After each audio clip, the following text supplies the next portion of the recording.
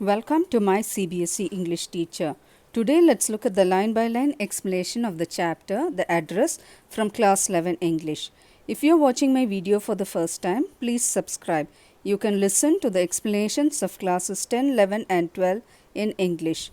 And don't forget to press the bell icon so that you get notified whenever I upload a video. Let's move on to the video now.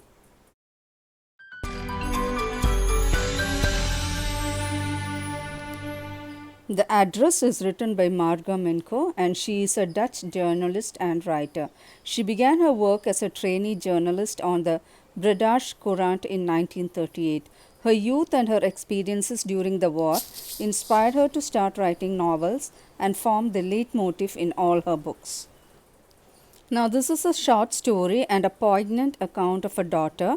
Poignant account means a sad account of a daughter who goes in search of her mother's belongings after the war in Holland. So, when she finds them, the objects brings back the memories of her earlier life, and so she decides to leave them all and move on in life. So, this is what the story is all about. So the Address has a very beautiful message. It talks about redemption of the past and moving on. What is redemption? Saving the past and moving on in your life. Now we have so many memories of the past, but at the same time we must have the courage to forget certain of these, especially those that give us pain, and we have to move on in life. So this is exactly the message what this lesson gives us. So let's move on to the lesson. So as I told you, this is the story of a girl who is going in search of her mother's belongings. So I here is the girl. So let's see what happens. Do you still know me? I asked. So the daughter, she went to somebody's house to certain address that was given to her by her mother. So she knocks on the door and somebody opens the door. So do you still know me? I asked. The woman looked at me searchingly. So it was a woman who opened the door, and then this girl asked her, do you still know me? That means, do you remember me? So the woman looked at me searchingly. So the woman who opened the door looked at her as if she did not recognize her. She had opened the door a chink. That means she had opened the door only a little bit, not fully opened. I came closer and stood on the step. So I here is the narrator and the daughter who is going in search of the mother. What did she do? She went closer so that the lady could take a better look. No, I don't know you. So what did the lady say? That I don't know you. That means she said that she did not recognize the narrator. I am Mrs. S's daughter. So this girl said that I am Mrs. S's daughter. She wanted that lady to understand her. She held her hand on the door as though she wanted to prevent it opening any further. So the lady, the house who was the owner of the house, what did she do? She did not want the girl to enter, so she held her hand near the door. Her face gave absolutely no sign of recognition. That means she did not even understand. She did not even a little bit understand who is standing outside. She kept staring at me in silence. Perhaps I was mistaken, I thought. So this girl thought maybe I came to the wrong address because she did not show any sign of recognition. I had seen her only once fleetingly, and that was years ago. So I had seen her only once fleetingly means for a short time. So only once this girl had seen her, and that too for a very short time, and that too years ago. So she was not sure whether she came to the correct address. It was most probable that I had rung the wrong bell, so she thought that she might have gone to the wrong house. The woman let go of the door and stepped to the side. She was wearing my mother's green knitted cardigan. So now the woman came out, and then she saw that she was wearing her mother's knitted green cardigan. Cardigan means a kind of a clothing. The wooden buttons were rather pale from washing, and she was also able to recognize the clothes she wore because she knew that it was her mother's green cardigan, and she also recognized the wooden buttons on the cardigan. She saw that I was looking at the cardigan and half hid herself again behind the door. Now the lady who came there to see the girl, who was inside the house, she understood that the girl was staring at the cardigan. So she went behind the door and she started trying to cover herself because she knew that the girl had understood that it was her mother's clothes. But I knew now that I was right. Well, you knew my mother, I asked. So now the lady understood that this girl has come to the right address. The girl also understood that she had come to the right address because she was able to recognize the cardigan that she was wearing and it was her mother's. So she said, "Have you come back?" said the woman. I thought that no one had come back. So the lady said, "Okay, you have come back." And she also expected that nobody would come back. Only me. And this girl said, "Only I am there, only I have come back." A door opened and closed in the passage behind her. So there was a noise of somebody opening and closing the door behind the lady. A musty smell emerged. What is the musty smell? A smell of dampness, the smell of molds and all that. So that kind of smell came out suddenly. "I regret I cannot do anything for you. I have come here specially on the train. I wanted to talk to you for a moment." So the lady said that I cannot do anything for you. So immediately the girl told her that I came here specially to meet you. I came by train and I thought I could talk to you for a moment. "It's not convenient for me now," said the woman. So the woman told her that I cannot meet you now. I'm not comfortable now. I can't see you another time. So she did not want to meet the girl. She did not want to talk to her. So she told her to come again some other time. She nodded and cautiously closed the door as though no one inside the house should be disturbed. So the lady told this, immediately went inside and closed the door. I stood there where I was on the step. The curtain in front of the bay window moved. Someone stared at me and would have asked what I wanted. So she stood there as the lady closed the door, and she knew that somebody from inside had looked at her through the window. And that person might also have asked the lady, "What is that I wanted?" And she said, "Oh, nothing," the woman would have said. And she thought that the woman would have said that she wanted nothing. So it was nothing. I looked at the name plate again. So she wanted to make sure whether she has come to the correct address. So she looked at the name plate. Darling, it said in black letters on white enamel. So what was the name written on the nameplate? Darling. It was written in black letters, and on the jamb a bit higher the number 46, and there was a post kind of thing, and on that the address, all the rest of the address was also there. So what was it? Number 46. So as I walked slowly back to the station, I thought about my mother who had given me the address years ago. So now she understood that the address was right, and now she remembered that this was the correct address given to her by her mother, and it was given to her some years ago. It had been in the first half of the war. I was home for a few days and it struck me immediately that something or other about the rooms had changed. Then she's thinking about the past and she's talking about the time when the war was on, and it was during the first half of the war.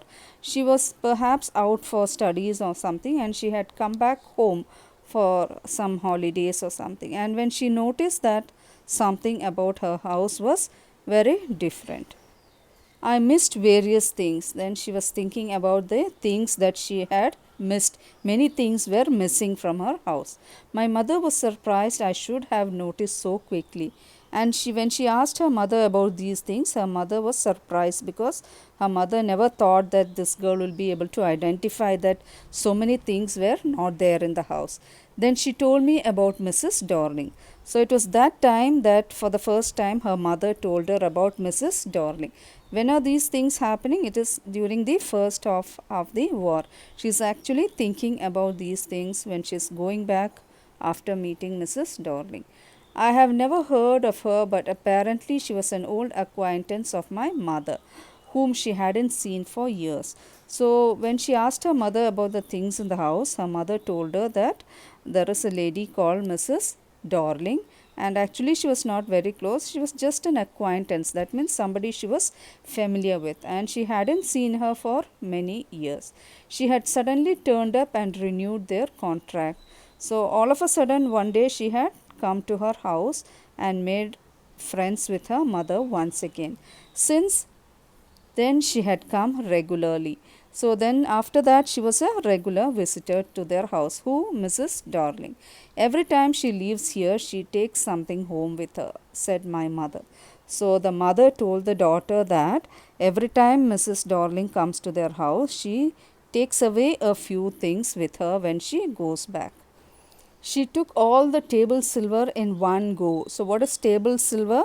All the spoons and knives and forks and all that. That all she carried once all together. And then the antique plates that hung there. And she also took the antique plates, means all the old beautiful decorative plates that were used as wall hangings or whatever. All those things also she carried away. She had trouble lugging those large vases, and I'm worried she got a crink in her back from the crockery. And the mother was telling the daughter that she had trouble in carrying all those things because it was quite a lot of them, and she might have got a crick in her back, means maybe a strain or something, while pulling. So my mother shook her head pityingly. So the mother was feeling very sad because the lady was helping her by carrying all the heavy things out of the house. I would have never dared asked her. She suggested it to me herself. So the mother was telling the daughter about why Mrs. Darling used to visit their house. She used to carry away all the valuable things from the house, and the mother never wanted to ask her. She said she never dared to ask her because it was a suggestion given by Mrs. Darling itself. So what is the suggestion? She even insisted. She wanted to save all my nice things. If we have to leave here, we shall lose everything, she says. So this was the suggestion given by Mrs. Darling. Why is she carrying away all the valuable things from her house? She told the mother that, see, these are all valuable things. If you leave them here during the war, they might get lost or they might get stolen. So I will keep it safe for you. So this is what she used to tell her, and she used to carry away all the things. So this is what the mother told her when she asked what happened to so many things. They're all missing from the house. Have you agreed with her that she should keep everything? I asked. So the girl asked her mother that, did you agree that she has to keep everything safely? As if that's necessary, my mother cried. It would simply be an insult to talk like that. And think about the risk she's running each time she goes out of the door with a full suitcase or bag. And the mother would tell her that, why should I ask her? She's doing something good for us. So it's not good. It would be insulting if I ask her such a question, because see, every time she comes and she carries big suitcase full of things, and I know it is heavy, and she is also running a risk by saving our things. So the mother used to support Mrs. Darling because she thought that she was trying to do her some favor. My mother seemed to notice that I was not entirely convinced. So my mother also understood that this girl, her daughter, was not convinced by this explanation of why Mrs. Darling was taking away all the things. She looked at me reapprovingly, and after that we spoke no more about it. Reapprovingly means trying to convince her once again. And then after that, they never had this conversation about Mrs. Darling. Meanwhile, I have arrived at the station without having paid much attention to the things on the way. So these were the thoughts that she had in her mind while going back to the station. In the train back, I saw Mrs. Darling in front of me again, as I had the first time I met her. So she sat in the train now. And when she sat in the train, again thoughts of Mrs. Darling came to her mind. And it was exactly like similar to the first time she had met Mrs. Darling. It was about the morning after the day my mother had told me about her. So her mother told her about the details why Mrs. Darling had come to their house and carried away the things. So it was the next day morning that this girl had met Mrs. Darling for the first time. I had got up late, and coming downstairs I saw my mother about to see someone out. So that day what happened? It was morning and she got up very late. And when she got up and came out, she saw that her mother was about to say someone goodbye. Her mother was about to see someone out. So somebody was going out of the house and her mother was with that person. A woman with a broad back. So who was that person? She was a woman with a broad back. So this is my daughter, said my mother. And that lady, woman with the broad back, was Mrs. Darling. And her mother began to introduce her to her daughter. She said, this is my daughter. She beckoned to me. That means she waved. The woman nodded and picked up the suitcase under the coat rack. She wore a brown coat and a shapeless hat. So she was getting ready to go. This Mrs. Darling, she was wearing a brown coat and she was ready to pick up a suitcase. Does she live far away? I asked, seeing the difficulty she had going out of the house with the heavy case. So she asked her, does she live somewhere close by or far away? Because she saw that the suitcase was very heavy. So what was in that suitcase? All the valuable things belonging to this girl and her mother. So in Marconi Street, said my mother, number 46. Remember that. I had remembered. So the mother even told her the address that she was living in Marconi Street, and the number is number 46. So her mother had all told her to remember that number. But I had waited a long time to go there. So she was waiting for a long time to go to that address and get back her things. Initially, after the liberation, I was absolutely not interested in all that stored stuff. So after the liberation means after the war was over, she was not interested to go and get all those things. And naturally, I was also afraid of it. So at the same time, she was also frightened to go and get those things, afraid of being confronted with the things that had belonged to a connection that had no longer existed. So what does that mean? She did not want to go and confront those things. That means she did not want to go and have a face to face with those things because it belonged to her mother. And when she looks at those things once again, what will happen?